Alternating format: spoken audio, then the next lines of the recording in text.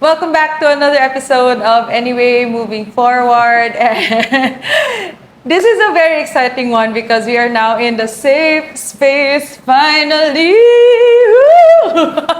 And it's like a opening, a welcome to the safe space with a very special guest as always. And this person is has anchored so much love in me when I started my self development journey when he's gonna talk about it later on. Anyway, we are going to talk about anything under the sun. However, we're gonna talk more about and dive into listen to this. If you're gonna end your life, listen to this. Something about in that context. So without any further ado, allow me to welcome this in this very beautiful podcast, Mr. Heartland Warriors, Dane Thank you. Muller. Before we dive in, I just wanted to say thank you to you for creating this place here for people to be able to have that safe space for them. We've come a long way since that time in Australia and when we first met, and the fact that you've brought this, you've travelled so far to find yourself, create yourself, find your purpose, and now you're bringing your purpose from there to here and giving it to everyone else. It's a beautiful thing. So for that, I thank you, and on behalf of all of the people that have experienced this, thank you. No.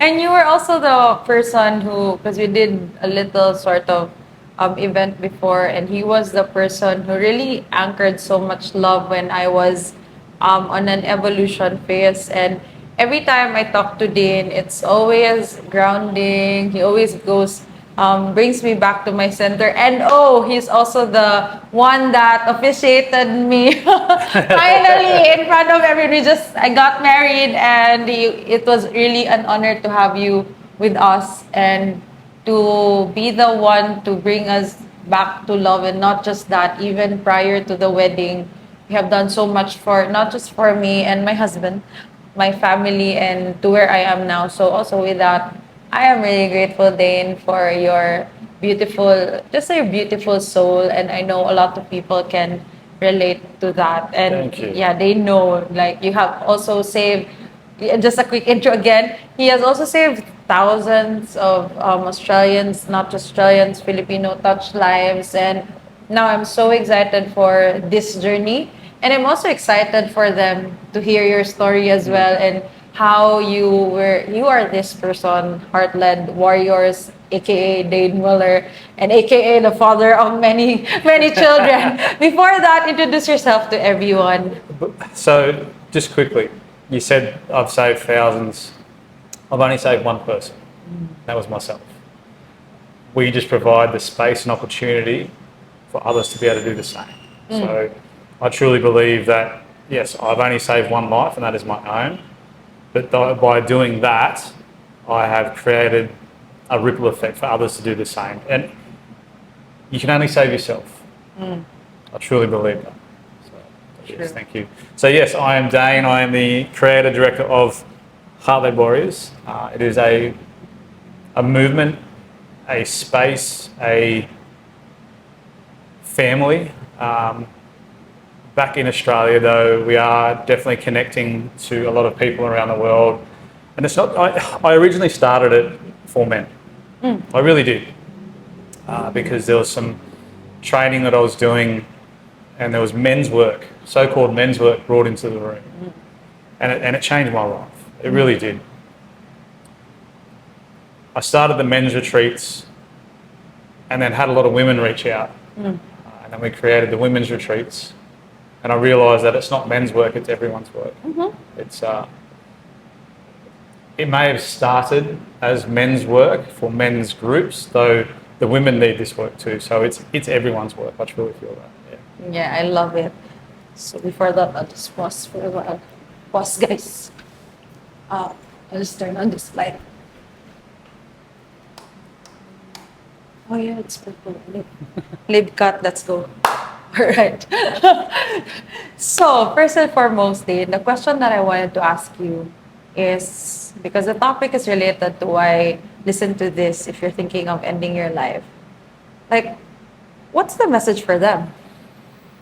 So I've actually got a really great perspective on this because there's a lot of my life that I struggled with suicidal ideation. There was low moments where I had to convince myself not to end my life. And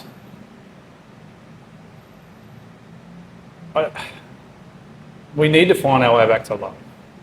It is the way that I helped myself was through love, the love of others to begin with, because I didn't have any love for myself. And I learned to love myself through that. So love wins always. I truly believe that.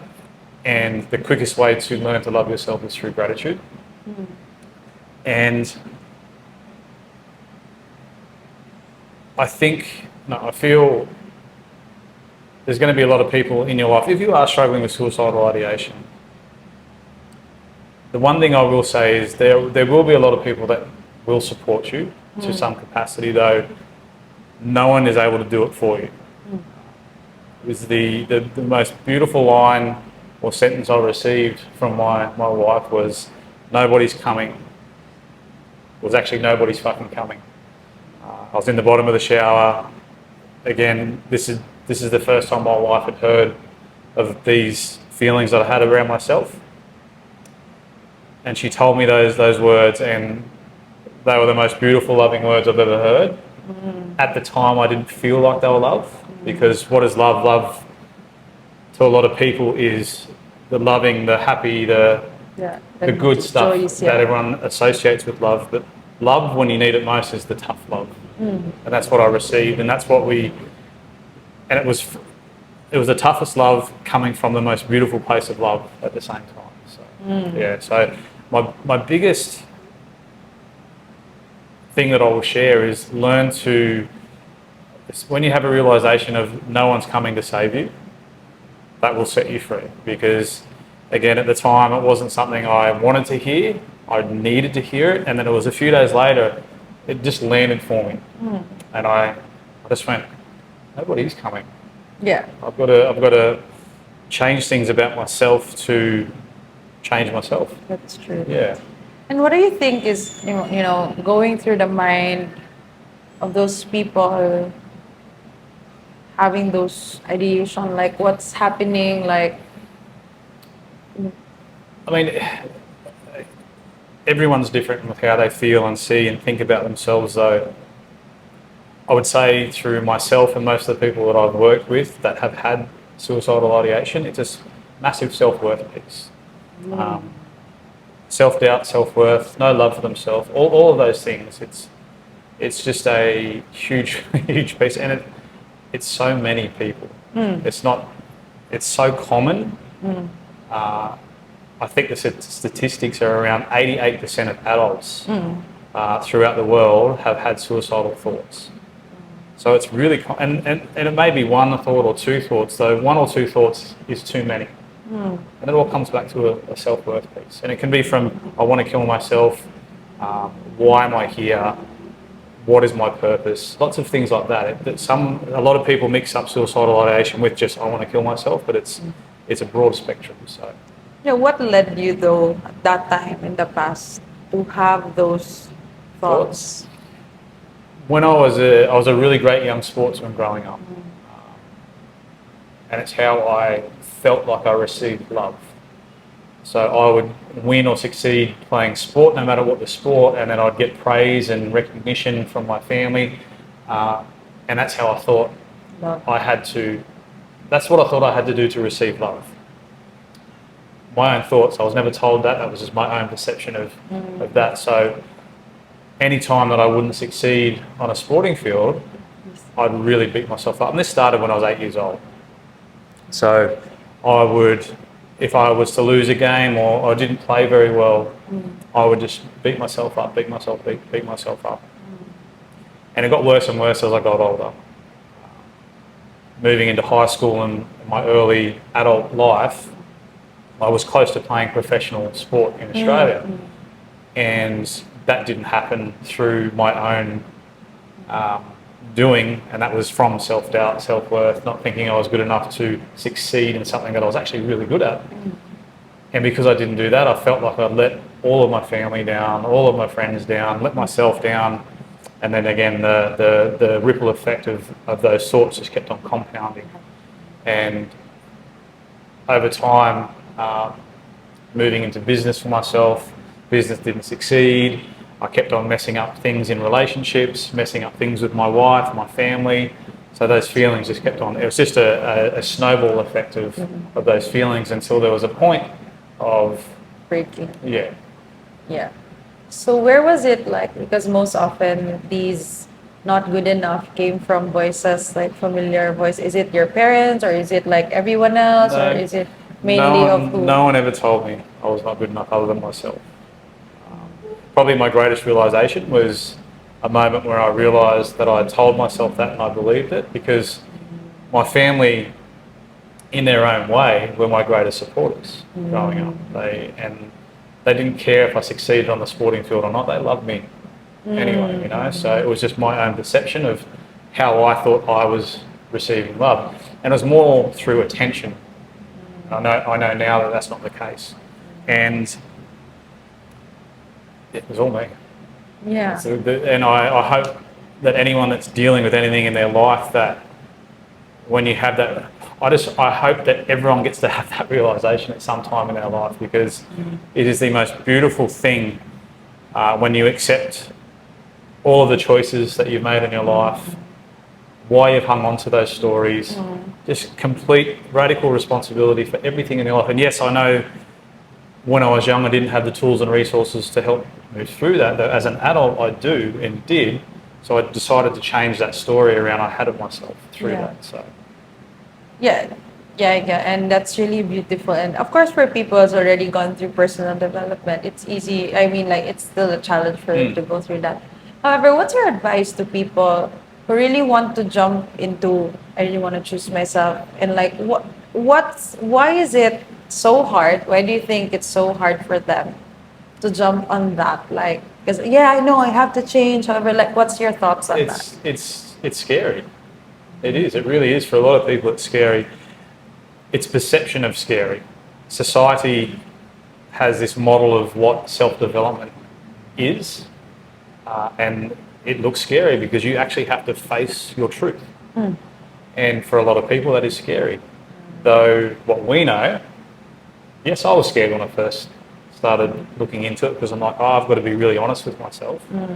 I've got to, because unconsciously, unconsciously I already knew. Consciously, not so much. I kept on telling myself the story, lying to myself around how I was and what I was. And then, yes, it looks scary because you have to be so honest with yourself. Though, when you finally start being honest with yourself, such a relief. Yeah. So, yeah, it is scary, though, I'll say, to begin with. Anything you do in life is scary to begin with because you don't know anything about it. Yeah, so once you start, it then becomes easy. And then you'll realise, you'll look back on that time of when you first started, was going, wow, that wasn't as difficult as I thought it was.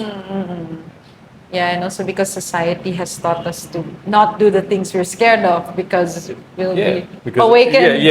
Because it's scary. And it's often when they say that, you know, the scary things, like somebody's out there and all these horror movies, and if you don't know what's there, it's always fear that's holding people back Holding as well. people back. Yeah. Though we say it, and I know that you said it time and time again, what is scarier? Living the rest of your life the way you are, or spend 3 days at a retreat or 5 days in a classroom to change your life. Yeah. Like, what is actually scarier? That's true. Yeah. So tell us about this. I already know personally, however, to the people who are listening and who are also interested in your retreats, like how different is it to other ones, and how can it help them in facing their fears, in changing their lives? What do you do? Everything. Which I know, which I already know. I just, the people who are really curious about it, like, what's happening here? Like, do you do? So there are so many beautiful companies and programs around that host retreats now, especially in Australia. It's becoming a really prominent thing, which is great. And there are a lot of things that we do that other people do in their retreats, and a lot of things that we do that no one else does, and vice versa. And that's a great thing because not everyone may align or feel attracted to us. So happy that there's so many other outlets for everyone to try. It's not so much about what we do, it's what we are. Who we are, because we have lived this work. Everything that we do and we provide, we have done ourselves, and we know what it has done for us. It saved my life, it changed my life, it changed my family's life, it's changed your life. We're here, I've just been at your wedding. This is the power of this work. And what makes us different is that we are our work. Yeah. And I'm not saying that other companies are better or worse or anything like that. They're perfect the way they are. But just we haven't had the success we've had because of what we provide. It's the people providing it. The people behind it, yeah. And that really, to everyone who are listening, because my husband, because my husband joined the retreat, and it's because I really wanted him to join because I saw the effects, and not everybody is doing men's retreat in a way that's really transformative so far. So, and I personally am behind the scenes, and after I hear everything, I'm like, my husband needs to do this. And we intentionally flew there because the wedding was supposed to be in July, and we moved it to October because I was like, you need to do this because it's something that there's something there that you need to discover. And true enough, really later on, our relationship dynamic has really changed because he got deeper into himself and really got to know himself. And that's why, personally, as someone who's working behind the scenes with Dane and Nadine, I really saw the transformation because what we do there are like activities that everybody else can do. However, how is it that the transformation is different? Is because it's what we bring in. It is what we bring in. I know a lot of personal development companies and programs and things focus on the mind and body, which is super important. But there's one little other aspect that really changes everything for us, and that is spirit. We bring in the spirit, mind, body, and spirit, and it's that fact that is definitely sets us up aside from the others. I know a lot of other people do that as well, but we really bring it. Spirituality means a lot of different things for a lot of different people.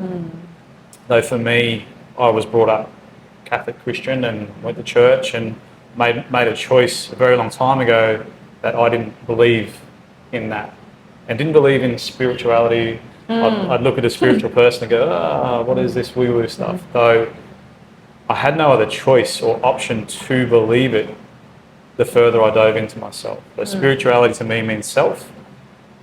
The further I dive into myself, the more spiritual I become.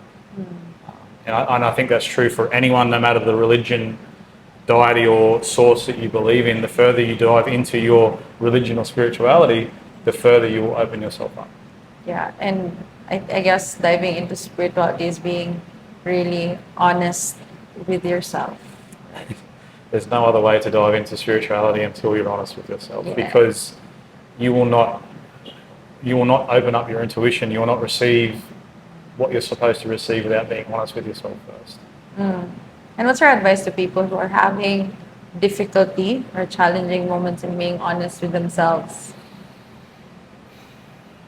It's a really great question, because there's so many different things you could do.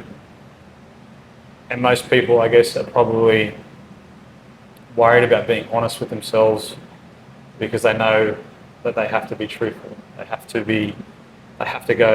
own it. They own their shit.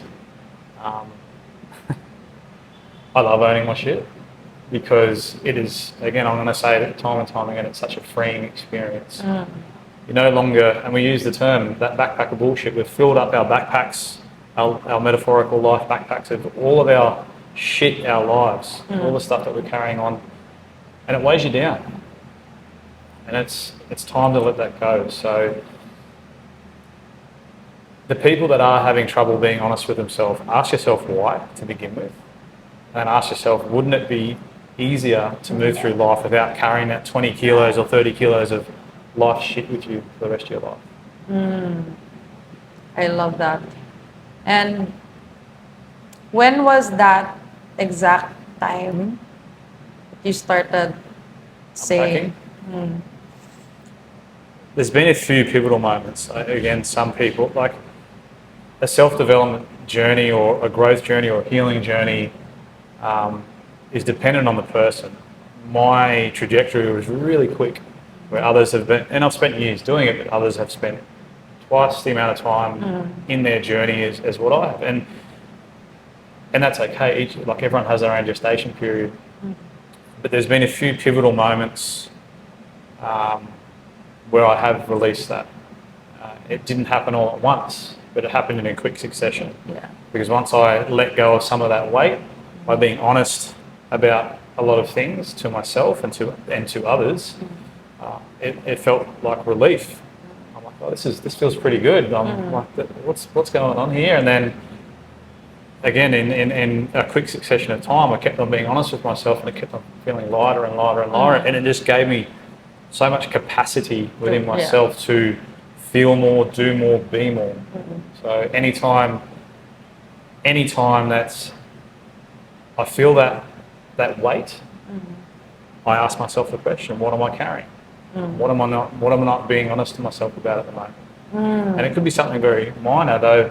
When you have that deep trust in yourself and in your intuition, you're going to pick up so many small things so very quickly. And like you, we get to pick up on it really quickly. We have that awareness, so we can go, okay, let's hold myself accountable. it's clear. What am I not doing? What am I carrying? What am I not being honest with myself about? And then you find it in your, it's like when you already embrace those parts of you, whenever someone throws it at you, because you've already embraced that part of you, Yeah. you just say, yep, so what? Yeah. Because like It's the huge fact, and I know that you love this part too. It's the like, we don't give a fuck anymore about what anyone thinks. It's not people's opinion, or it is people's opinions of this, but it's the judgment of others. yes, So many people are walking around like this with blinkers on or masks on because they're so fearful of the judgment of others. yeah, Why does that matter? Are you fearful of their judgment, or are you fearful of your own judgment? that's true. So as soon as you're able to not care or stop caring what others think or the judgment of others, again, you're going to be able to own your shit quicker. Yeah, because you just carry on that until you realize like, oh, I'm so tired of this, I've been carrying this for so long, it's time for me to let go. Yeah. That's perfect. Going back to the topic of if someone's listening and about to end their life right now, like what do you want them to know? Like if it was you way back before, what would you want to tell that he needed to hear at that time? Oh, so many things. I'm going to speak to the people that have children and are struggling with this, because what we know is generational trauma is passed on. There's actual science and data behind it now that generational trauma is passed on through DNA or energy. And if you're thinking about ending your life and you have children, I want you to think about them ending their life, because that's the reality of what you're about to do. There's a huge possibility that you're going to, not a huge possibility, you will pass on the generational trauma that you've been passed on to, plus yours to them. And the huge piece of them possibly ending their lives is reality. And on the other hand, if you are having these thoughts and you don't end your life, and yet you still continue to carry on and not deal with your shit, you're still passing it on to them. And when you're 55 years old and they're 16 or 17 and they're having all these dramas and challenges in life, and you get a knock on the door and it's a police officer saying that your son or your daughter's ended their life, how are you going to feel? And this isn't a guilt or a shame thing. That's the reality of it. That was my reality, because for me, I started seeing all of the things I hated about myself in my eldest son. And it was right around the time that all of this was coming to the top of the pot, and it was a huge kick in the bum, seeing him and his attributes, knowing that they were my attributes. So I had to not only do this for myself, but I had to do it for my children, because, again, the harsh reality of it is that if I wasn't able to do what I had planned to do and end my life, I could have been going to my son's funeral when he was 15 or 16, because he's done the same, because I was too selfish to give myself the life that I wanted, and too selfish to take away the generational trauma and pass it on to him. Yeah. It's really big. However, for example, like, that's the younger Dane there. What would I say to him?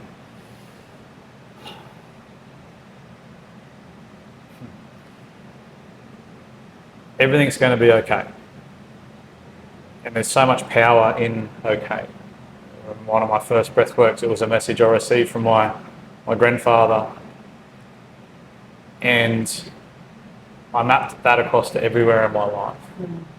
All of my perceived failures, all of my perceived mishaps in life, I mapped it across to, oh, it's okay that I've done that. What isn't okay is if I keep on doing that. So for me, to anyone that is dealing with it or is shamed in some of their past actions or what they do with themselves, that it's okay, because you're not alone. Everyone is dealing with something. You'd be surprised how many people have had similar thoughts or are still having similar thoughts to you. I've had those thoughts. I know that you've possibly had those thoughts. Some of the most positive, powerful people in this world have had those thoughts. And it's because of those thoughts they're doing what they're doing now. It's because of those thoughts that I'm doing what I'm doing now. True. It's because of those thoughts you're doing what you're doing now. It takes such a strong person to pull themselves from that place, that fucking dark place. I know it because I've been there, to get them to where they are now. And if I can do it, anyone can do it. Yeah. And it's okay to ask for help. It is so okay to ask for help. You're not alone. That is why we're here and why we're doing what we're doing. I make sense that you may feel like it's a burden for some people, because that was true for me. I had mates of 25 years that I never told them to. They actually came to me with their problems, and I was holding them and holding myself at the same time. Though I know that some people don't have the capacity to do that, though. Even just opening up to someone, even though they may not be able to help you, knowing that they're there and you can actually speak about it is like half the battle. Sure. Opening up about it. Question, Dane. Do you know your purpose? Do I know my purpose? Yes, it's me. Can you tell us more about that? My purpose is to be the most I can be for me to begin with, then for my partner, my wife, and then for my children, and then for what I'm doing now. The further I can expand myself, the further I can help and spread this work that we do. In finding myself, I found my purpose. I know a lot of people in life can take a lot of time on finding their purpose because they think that purpose is a thing, or think that purpose is a job or a career, but that purpose is in you. Whatever that leads you to, it could be finding yourself and becoming a builder, it could be finding yourself becoming a nurse, it could be finding yourself and doing anything, though you will find your purpose in you and whatever that leads you to, because once you're happy within self, I think anything that you do, you're going to be happy doing. So I love that. For me, my purpose is me. And then full expression of yourself. Yeah. Because that's what we are here to be. And I guess, like, for people who are thinking of ending their life as well, is because they are so used of not feeling that when the emotions come, they haven't been prepared or equipped for them to, how do I deal with this? So I just go back to not feeling and not having that safety to be able to express themselves. They would rather, have that suicidal ideation because they don't know how to deal with it, and that's why They we're don't. what we're here to do. Well, that's it. We're showing that it's okay to feel. I mean, again, it's a societal programming of, especially, I can't speak about, I reckon it is in the Philippines too, but especially back home in Australia, societal programming of, especially for young boys, and I know so much for young women as well now, is to block their emotion. Yeah. From a young child, and as a parent, and I did it to begin with, being a first-time parent. I've got 2 young boys now. We're very different of how we parent now to how we were 3 or 4 years ago. And as soon as they hurt themselves, we were always telling them to not cry, stop crying, it doesn't hurt. If a young boy gets angry, don't get angry, you're not allowed to be angry. Why aren't we allowed to be angry? It's because we haven't shown how to be angry healthily. We've been bottling up anger, sadness, all of the emotions for such a long time that when they actually rise to the surface, they come out like a volcano, and everyone thinks that someone's got anger issues or depressed or all of the labels and all of the things that so many people have. And it's through as young children, what we're modelled and shown and taught, that this happens. So how can we show our children specifically to handle their emotions or feel their emotions to begin with in a safe, supportive way? It starts with you. It starts with us. And I love it because I got to listen to Brené Brown's talk about vulnerability, because it's a superpower. And I searched the word vulnerability, and it's wounding. And I guess with today's society, we were programmed in a way that you have to look perfect. You have to, and every time you fall, like, oh, you're ashamed. And it also depends on the environment. And I guess people forget that the main purpose why we are here is for us to be able to express ourselves through our senses, because that's why our senses are here. And if you repress your emotions because you don't know how to deal with it, that's when I don't want to live anymore, because living is actually feeling. Feeling. I know, we're human beings. Human beings, yeah. There's true strength lies in vulnerability, right? So it's actually programmed into us from when we're born to be vulnerable, emotional people. We're an emotional being. It's just part of life. There's 2 things that we do when we're first born. That is breathe and cry and scream. There are 3 things. Crying and screaming all those together. They're a sign of life.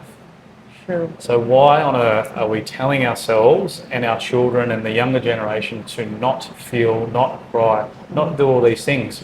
Because what we're doing is actually killing people emotionally. Yeah, true. So for me, and I'm not saying men need to sit around and cry all day, but when you feel a feeling, feel it, whether it's sadness, joy, anger, all of it, they're all there. They're all beautiful emotions when you let them feel, instead of having them bottled up and coming out like a volcano. When you feel them when they're there, acknowledge them and move through them, they're actually a beautiful thing. Yeah. Instead of those emotions coming out, and that's why so many young boys are going to anger management, and they're labelled with ADHD and all those things. It's because we're not letting them feel.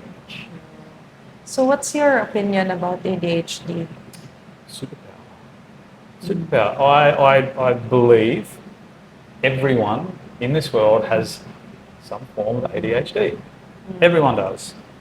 The severity to each people changes. Yes, I know that. And I'm not saying that people shouldn't go on medication or be on medication. I'm saying that there's so many other options and avenues that the medical professionals haven't gone through yet to maybe ease that way. But society's really quick to hand out medication at the moment, and it's because it's a business. It's a big business. If you were to take every child into the doctor and ask them about ADHD, all of them would be labelled with ADHD.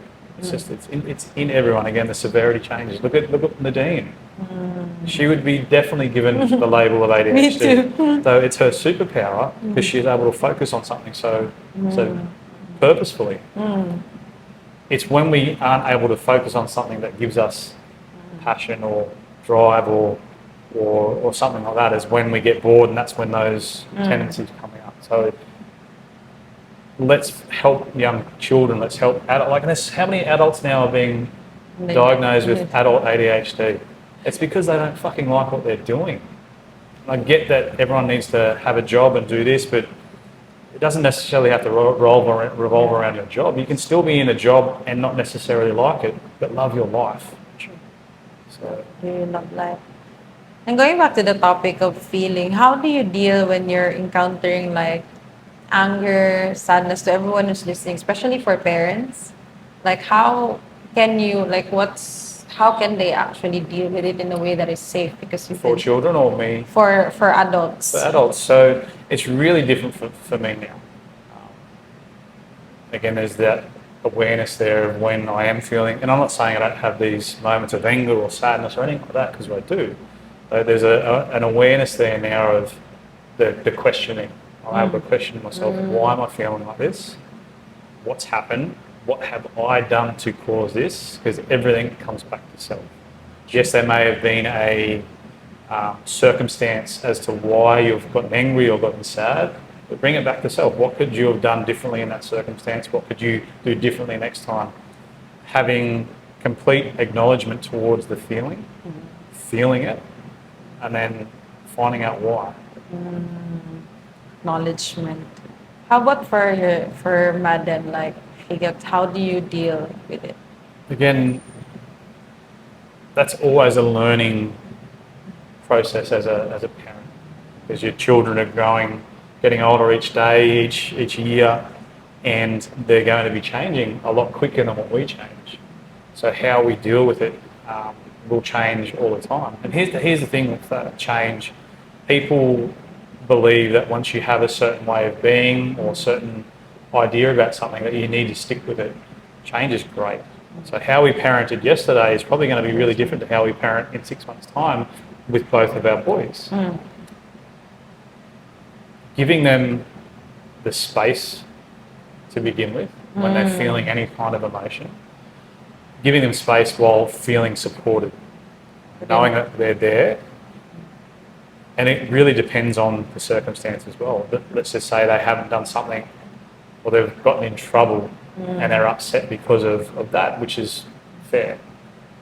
It's still letting them know that you're there, you love them, that they're supported, while at the same time they haven't done the right thing, and that's why they're having this conversation.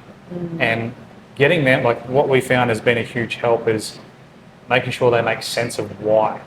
Yes. So if they've done something wrong, we're like, we'll explain to them, and then we're like, do you make sense of why this is happening right now? And they yes, and it gives them the opportunity to take that accountability, especially as an 8 or 9-year-old, to have that ownership on, okay, yeah, I've actually done something wrong here, and that's why this is happening. Yeah. And how about in relationships? Like, how do you deal with moments that are triggering, with maybe Again, it's such a different time because relationships evolve each day, each week, each month, as especially when you're in this place of healing and growth. You change quickly, so you're going to change, and your relationship, the dynamic, the energy is going to change. One thing that we speak into, and one thing that was one of the most pivotal things that I learnt and still learn and still need to be better at each day, and that is proactive communication. For me, I was a very strong silent type. If something wasn't happening in the relationship, I would go insular, wouldn't talk, and my wife, being the person that she is, she just wanted to talk, and that would trigger her. And then the way she was would trigger me, so it only made things worse. Finding out why these triggers were happening, and it actually wasn't what was happening, it was something from my past or my childhood and vice versa, was really comforting, because now we could work together in how we approach the situation. The proactive communication is key, but it's supremely number one. If something has happened and you're not liking it, but you've moved on, let the person know. Let them know, hey, this is how, it's not blaming them, it's like, hey, when this happened, this is how I felt. And they can make sense of how you feel. But even like it's the preloading the conversation too. Like, hey, can you just give me a minute? I've got something I really need to talk about. It's nothing to do with you. It's about something that happened and I felt. Okay? And that's why I acted or was the way I was. So in future, having that proactive communication, when those situations come close again, You know. your partner's going to have that awareness and like, oh, okay, maybe I can approach this a little different so they don't react or respond in that way again. So, Yeah, that's beautiful. Like Yeah. it, everything that is presented are just really information. It's just up to you how you how you translate Figuring it. out how your partner learns as well or listens, because communication's both ways. It's not just about speaking, it's about listening. Now it's about how you speak to them as well. So many couples that we work with have these light bulb moments, these moments of, it's actually how I'm telling them that's part of the issue too. It's not that he's not listening, or she's not listening, it's the fact that this is how he was spoken to when he was a child, and he becomes that little boy again or that little girl again, and that's why they don't respond very well. How can I verbalise this differently or communicate this differently next time so they hear it, and that way we won't have that challenge. The communication. And it takes time to actually It does, takes build time. the skill. Again, we've been doing the work for years and we still have our little bumps. And that's part of life, but it's the process of how quick we come back to self and repair and move forward. Perfect. And there's so much things that everyone's learning right now. Yeah. There's so much things that we have covered. And of course, you have grown so much over the years. And I guess this is the most, because when I first met you, you were just on the side and like, what are you guys doing? Because I work with Nadine, and then now seeing you, and because the first time you went live, you weren't really talking straight. It's like it has to be a constant work, and it's very consistent, and you were very consistent about what you do. And I guess everybody should know that it takes time, practice, and consistency. Yeah, it does. It's a learned behaviour, and that's what we've done over this time. We're learning things, though we're unlearning things from our past, and it's really easy to fall back into past habits and those past things, because it's actually the easy things that we do, like the morning breath work, the morning gratitude. They take 5 minutes. They're the easiest things to do, yet they're the easiest things not to do as well. And that's where a lot of people fall off. You can go do the big things like the retreats and the programs and all those things, because they are important. But it's the little things after those and in between those that are really important, because it's keeping that in your life. That daily gratitude, the breath to regulate. There's so many important little pieces, the easiest things that are the most important.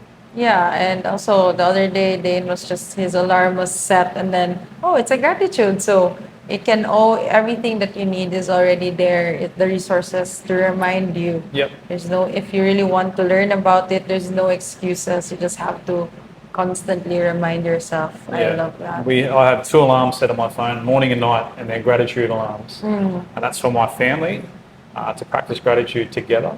My boys love it. If they don't hear the alarm, or the nighttime alarm's at 8:30, and Becca, my youngest, will always go, "Is it gratitude time yet?" Literally 5 minutes before the alarm. They love it. So it's a beautiful family practice. It's a beautiful practice to do by yourself, though. If you have a family, bring that into your life, morning and night. It takes 5 minutes, and what is beautiful about it is some of the things that your kids will say all about what they're grateful for. So, and it's a family bonding. Family bonding. Yeah. Very intentional, and it increases the energy as well, the vibration, and all those things, because the better that you feel about yourself and the energy around, the more that you can give. So I love that the kids are able to learn that from you as well. And the change really starts with the parents, with self-work, and that's why we're here sharing what we know, because we already know how it has changed us, our family, and where we are right now, and here sharing our story as well. Yep, that's what I'll say to a lot of people, especially parents. I do a lot of work with parents. Are you being a person or the person that you want your children to be? If not, fucking change. because they're going to be exactly like you. Until you change, they're going to, like, it's the old saying, it's not do as I do, do as I say, not as I do, it's do as I do. You have to show your children the person that you want them to be. You can't tell them. Perfect. Let that land, guys. And then another thing, before we're almost ending, like how does your typical day, like a Dane Muller, look like? Like, what's the rituals that you can impart to the people who are listening right now that So, can help them as well? yeah, so my morning habits, my morning rituals, really simple. I wake up, we practice gratitude. I'm usually up before my family. Most of the time, I'm usually up because that's my time. I set an alarm so I know I've got at least half hour, 40 minutes to myself.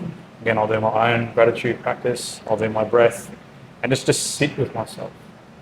I won't have any music on, I won't do anything. I'll put my noise cancelling headphones in just to quieten everything and just sit with myself. I'll be outside, bare feet. Again, the gratitude, the breath, and that's the beginning of my day. Each day looks really different in what we do, but that's how I'll always begin my day.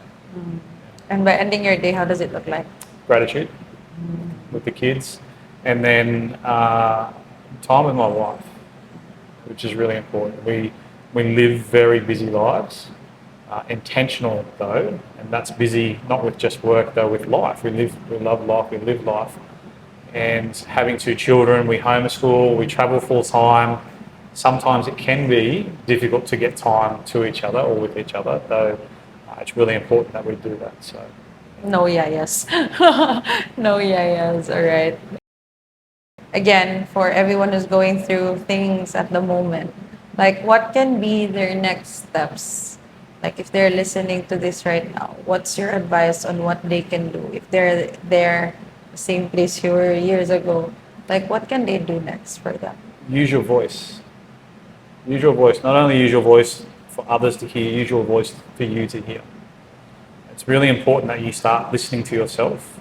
There's a little voice inside your head that wants you to win, that wants you to change, and that is the real you. That's the you that's been locked out by your conscious mind for such a long time, and all of those stories that you've told about yourself, all those stories that you believe about yourself, but there's a you in you that wants you to win. So, yeah. And something that a mentor of ours has spoken to, I truly believe, because there are a lot of partners that are waiting for their partners to do the work with them. And I make sense of that, though nobody else needs to change for you to win. If you want to change, you change. Be that lighthouse, be the example, and then they will follow. I love that. And yeah, it's sometimes I love that it's very powerful when just start talking like you can do this. Like as simple as that. Like If you start listening to your true self, or you can release at the moment you're there to win. That doesn't mean winning a game. It's just winning for yourself, in whatever way that looks. Winning it. If it's just to get up and get to the next day, then that's enough. That's winning. And then just don't look too far ahead. Just go, how can I be better tomorrow? How can I be better tomorrow? How can I be better tomorrow? It's like 1% better every day, right? I love that. All right. Anything else you want to say to everyone? I love you. No. I'm so grateful to have you in my life. And Libni, I want to share something because I know a lot of people in your audience will be watching this and mine. Libni is a heart-led warrior. Always will be. She created this logo. We went back and forward with it for I'm not sure how long, but every bit of this and what it means to me means the same to her. So thank you for that. I guess I'm just really getting emotional because Dane and Nadina's, you guys have been a very huge part of where I am now. And in every evolution, it's just, I'm really just honored and happy that I get to be part of this beautiful change that we get to create. And yeah, I guess, when children goes away from their families, it's like that. And I'm on my journey and listening to you. I'm gonna fly, and I just wanna thank you, like Dane and Nadine has really helped me become, I'm not kidding, the person that I am today, and even my family, and there's so much love. You're welcome. Yeah, and yeah, there's just so much love for me right now. So yeah, I haven't said that, but like, thank you for loving me, you and Nadine, and for accepting me wholeheartedly, and for seeing me grow in like Oh, we've seen milestones. we've seen everything of everyone So many I'm going to say this milestones. trio, me, you, and Nadine. We've seen it all with each other. So much. And Yeah. now that we get to evolve together, and having you here in this podcast and people hearing your story, because now they know why. So it's an honor for me to be part of I'm a heart-led warrior ever since, and for you to be part of the safe space I as love it. well. I love it. I'm looking forward to being here to run some breath work. Yeah. Anyway, where can they find you, Dane? Across all platforms at Heartled Warriors, at Heartled_Warriors, our website, heartledwarriors.com.au. Reach out, messages, TikTok, Instagram, Facebook, all of the platforms. That's where we are. I will personally get back to your message. If there's a question, a query, or you want to just be a part of our space, we've got so many avenues. It makes sense that not everyone has the capacity financially or time to invest into a retreat or a mentorship, though we've got free spaces, we've got very low investment spaces. So just because you can't do something doesn't mean you can't do something. I love it. Anyway, Dane, thank you so much. It's been a very lovely chica. And yeah, just follow Dane, and yeah, you'll really feel his vibe, and you'll enjoy like the moment that you personally touch him. There's just this energy, very grounding. Anyway, thank you so much again, Dane, and love you. Love you.